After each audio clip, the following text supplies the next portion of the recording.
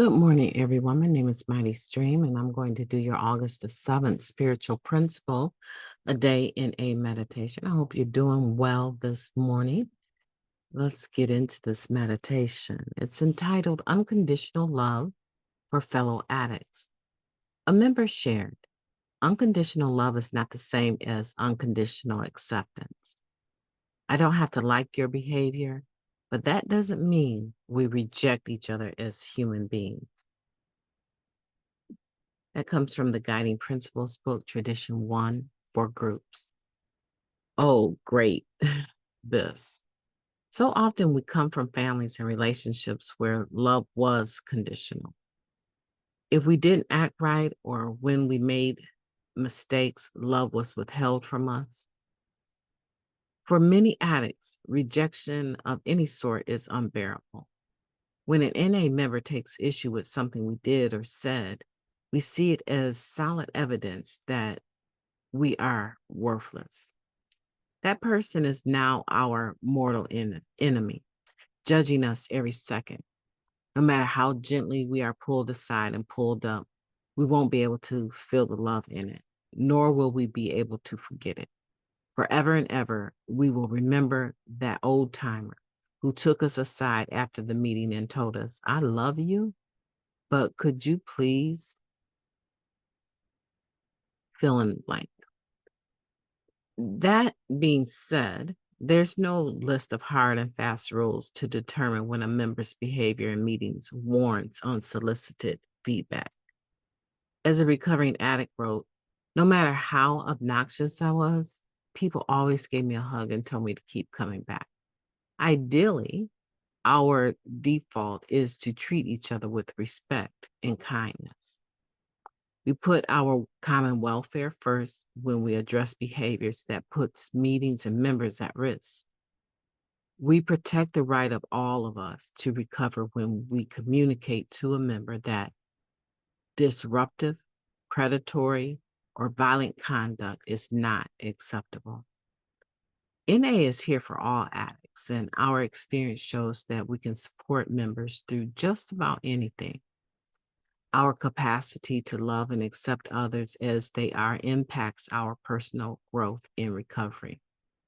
When someone drives us mad, pray for them, a trusted old timer suggested. You don't have to pray they win the lottery, but still pray for them. I am reminding myself that we are all addicts and trying to get and stay clean. Just for today, I don't have to like everybody, but I'll try to love them anyway. Unconditional Love for Fellow Addicts is the title. Let's take a moment of silence followed by the lead version of Serenity Prayer. Moment of silence now, please.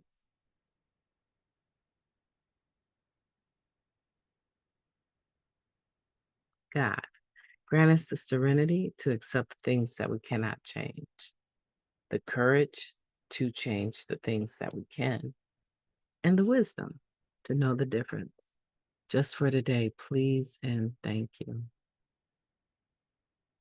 Yeah, unconditional love, right? For fellow addicts is not the same as unconditional acceptance.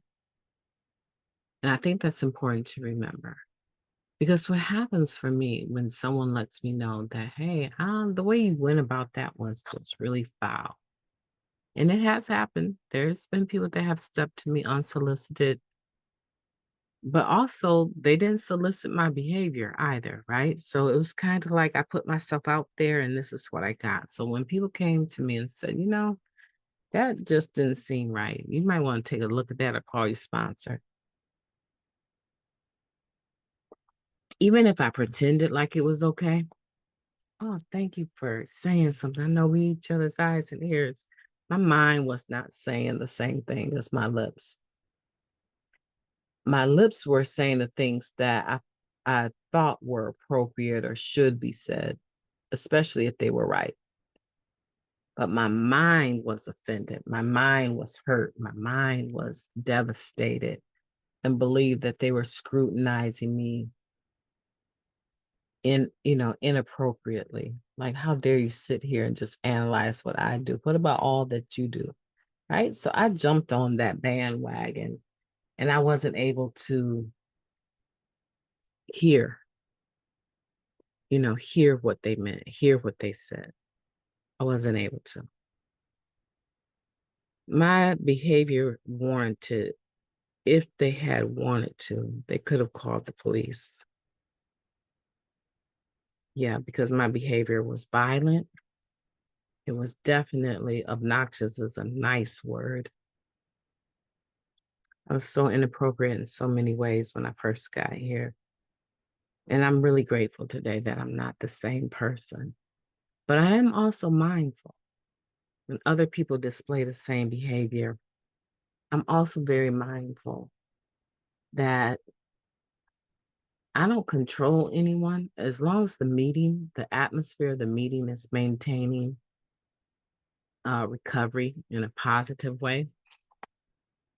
I don't control people. I might make some suggestions through sharing my own experience and not giving my opinion. That's helpful. So today, do we have these hidden resentments towards ourselves and towards others in the meeting because of something they said 20 years ago to us, 10 years ago, last year, last month? And if that's the case, all I can say is find a way through the steps, the principles of the steps, the topic of unconditional love, unconditional acceptance, and find a way to get over it and treat everyone that comes into the meeting with love, with acceptance, regardless of who they are, regardless of what they look like, regardless of their style of share, which can be hard, right? The hardest share for me to listen to is the one that is full of anger and bitterness and cuss words, every other word. That's hard for me to listen to, as well as the preachy one, right? Yeah, those are two types of shares that I struggle with enduring. But I try to be patient and listen to the message and not the delivery, right? The messenger. I try to listen to the message. And sometimes I have to close my eyes to do it. So I just want you to be mindful today how we can make the atmosphere of recovery more inclusive and more warm. If your meeting is a meeting that people say, I wouldn't go down there. I wouldn't go to that meeting. I wouldn't go over there. I definitely won't be visiting that town for a meeting. Yeah, because they don't know how to greet anyone. They let you just come wander in, figure out, where the restrooms are. They don't have anyone that gets up and says, "Welcome. We've never seen your face here today in this meeting. What's your name? My name is such and such. Well, let me show you where the restrooms are in the coffee in case you need them during the meeting." It's simple. It's hospitable. But if your meeting is one of those meetings where people are saying those types of things, then that means that you and everyone else that is part of that home group, there's room. There's room for applying the spiritual principle a day. And just figure out what that is for you.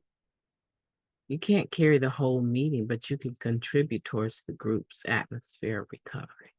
My name is Mighty Stream. I've enjoyed talking to you today. I hope that you will have a beautiful day on purpose. I intend to talk to you tomorrow.